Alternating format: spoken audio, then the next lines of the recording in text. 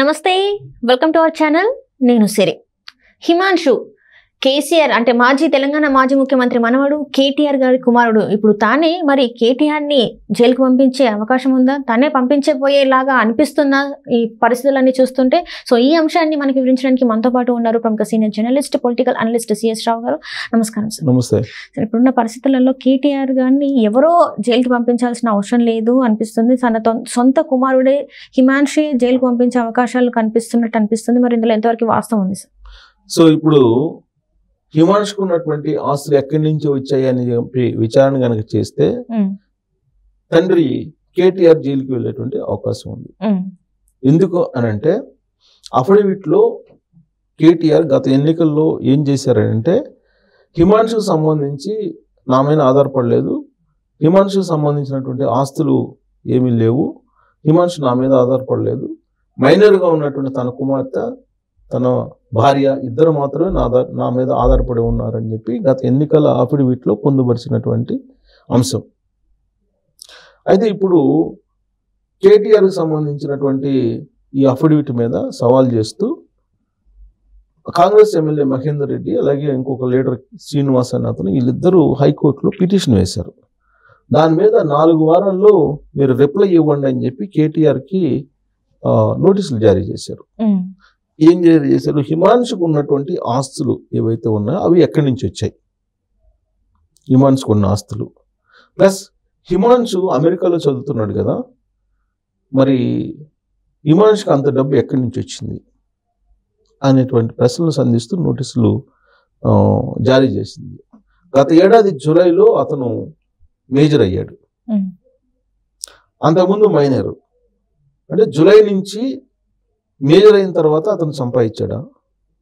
మైనర్గా ఉన్నప్పుడు ఖచ్చితంగా కేటీఆర్ మీద డిపెండ్ అవుతారు కదా హిమాన్షు. అలాంటప్పుడు నా మీద ఆధారపడి లేడు అని చెప్పి అఫిడవిట్లో ఎలా మీరు పొందుపరుస్తారు? హిమాన్షుకు ఉన్నటువంటి ఆస్తులు ఎక్కడి నుంచి వచ్చాయి అనే దాని మీద ఇప్పుడు హైకోర్టులో వాద ప్రతివాదనలు జరుగుతున్నాయి. 4 వారాలు టైం ఇచ్చారు కౌంటర్ వేయటానికి కేటీఆర్కి. ఇతనికి విదేశాల్లో ఆస్తులు ఉన్నాయి, ఇక్కడ ఆస్తులు ఉన్నాయి హిమాన్షుకి అని చెప్పి కాంగ్రెస్ పార్టీకి సంబంధించిన ఎమ్మెల్యే కేకే మహేందర్ రెడ్డి కొన్ని ఆధారాలని చూపించాడు కోర్టుకి. సో ఇవి కనుక బయటపడితే కేటీఆర్ జైలుకి వెళ్ళక తప్పదు అనేది వినిపిస్తుంది.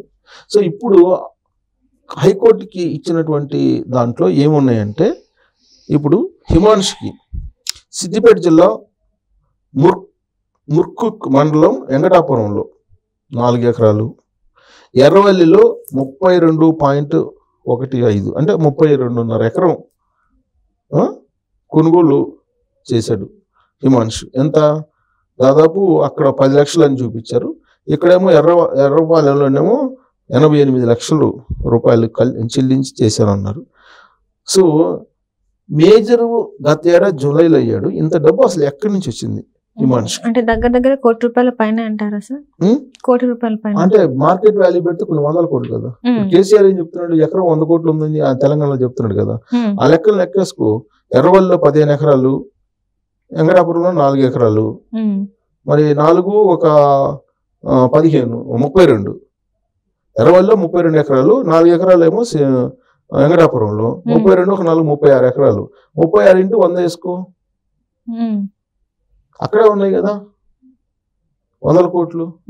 3600 కోట్లు అంటే 33,600 కోట్లు అక్కడే కనపడుతున్నాయి కదా కేసీఆర్ లెక్క ప్రకారం.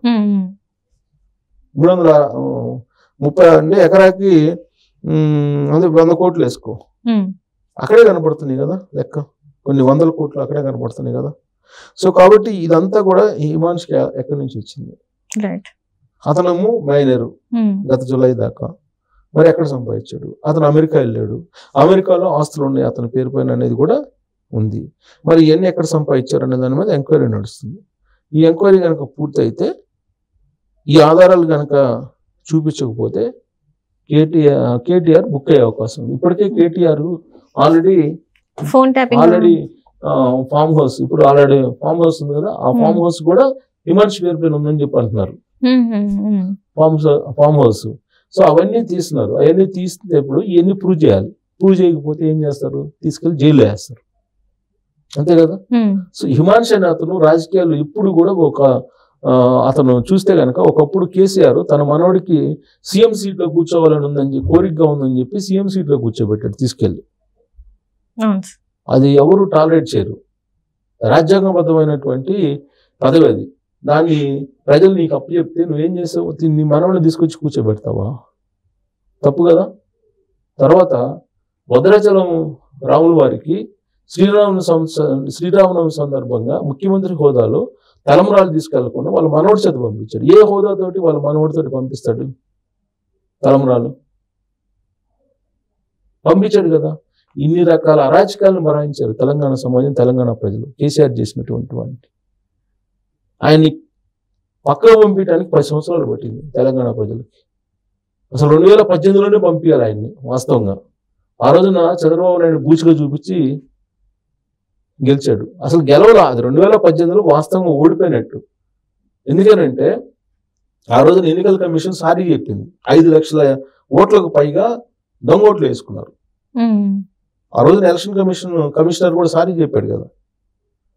పైగా కొన్ని బూతుల్లో మొత్తం రిగ్గింగ్ చేశారు అనే ఆరోపణలు ఉన్నాయి కదా. సో ఆ రోజున సెంట్రల్ గవర్నమెంట్ మద్దతు తీసుకొని ముందస్తు ఎన్నికలకు పోయి ఆయన 2వ ముఖ్యమంత్రి అయ్యాడు. లేకపోతే 2వ ఆయన పోవాలి లెక్క అయితే. కనీసం ఇప్పటికైనా 3వ ఓడిచ్చారు తెలంగాణ ప్రజలకు. ఇప్పటికి కూడా నేను మంచి పరిపాలన అందించానని చెప్తాడు కేసీఆర్. హిమాంశు ఏ హోదాతోటి తెలంగాణ ప్రభుత్వ కార్యక్రమాల్లో పాల్గొంటాడు? ఏ హోదాతోటి ఆయన పాల్గొంటాడు? హిమాంశు పిల్లడుగా ఉండి ముఖ్యమంత్రి సీట్లో కూర్చొని ముఖ్యమంత్రి హోదాలో తలంబ్రాలు ఇవ్వాల్సినటువంటి చోట హిమాంశుని తలంబ్రాలు ఇప్పించారని అంటే వాళ్ళ సొంత జాగీర్ కాదు కదా, ఎస్టేట్ కాదు కదా తెలంగాణ రాష్ట్రం అంటే. ప్రజాస్వామ్యంలో అధికారం ఇస్తారు. అధికారం ఇచ్చంటే ప్రజాసేవ చేయమునే కదా, అంతే తప్ప నీ దర్పం ప్రదర్శించమని కాదు కదా. ఇప్పటికే కేసీఆర్ ఢిల్లీకి వెళ్ళే అవకాశం ఉంది. కేసీఆర్తో పాటు ఇప్పుడు కేటీఆర్ కూడా వెళ్ళడానికి హిమాంశు ఆస్తులు చాలు. హిమాంశు ఆస్తులు కనుక ఆస్తులకు సంబంధించి వివరాలు కనుక తెలియజేయకపోతే కేటీఆర్ ఖచ్చితంగా జైలుకి వెళ్తాడు. అందుకే హిమాంశు రూపంలో కేటీఆర్ జైలుకి వెళ్ళబోతున్నాడు అనేది ఇప్పుడు లేటెస్ట్గా హైకోర్టులో ఫైల్ అయినటువంటి పిటిషన్ బట్టి చూస్తుంటే మనకు అర్థమవుతుంది. సో ఆ పిటిషన్కి 4 వారాల్లో కౌంటర్ ఇవ్వమన్నారు. 4 వారాల వివరాలు ఇవ్వమన్నారు. కౌంటర్ దాఖలు చేయమన్నారు. కౌంటర్ దాఖలు చేసి వివరాలన్నీ ఫామ్ హౌస్ కానీ లేదంటే ఈ భూములు కానీ ఎర్రవల్లి భూములు కానీ ఇవన్నీ కనుక చూపించకపోతే ఎక్కడి నుంచి డబ్బులు వస్తాయి అని చెప్పి చూపించకపోతే గవర్నమెంట్ ఊరుకుంటుందా? ఊరుకుంటుంది కదా. దాదాపు కొన్ని వేల కోట్ల రూపాయల ఆస్తులు ఉన్నాయి కదా. కేసీఆర్ చెప్పినట్టు 100 కోట్లు వేసుకున్నా కానీ 36 ఎకరాలకు సంబంధించి లెక్కలు లేవు కదా. ఈ తెలియకుండా ఇంకెన్ని ఆస్తులు ఉన్నాయో. అమెరికాలో కూడా ఇతను హిమాంశు పేరు పైన ఉన్నాయని చెప్తున్నారు కదా. అమెరికాలో కూడా ఉన్నాయి. అవన్నీ తేల్చాలని చెప్పి చెప్తున్నారు. సో ఈ ఒక్క కేసు చాలు కేటీఆర్ని అరెస్ట్ చేయడానికి. కాబట్టి హిమాంశు రూపంలో కేటీఆర్ జైలుకి వెళ్ళబోతున్నారు అనేది ఇప్పుడు బీఆర్ఎస్ పార్టీ వర్గాల్లో కానీ రాజకీయ వర్గాల్లో కానీ ఇప్పుడు హైకోర్టులో వేసినటువంటి పిటిషన్ని బేస్ చేసుకొని జరుగుతున్నటువంటి చర్చ.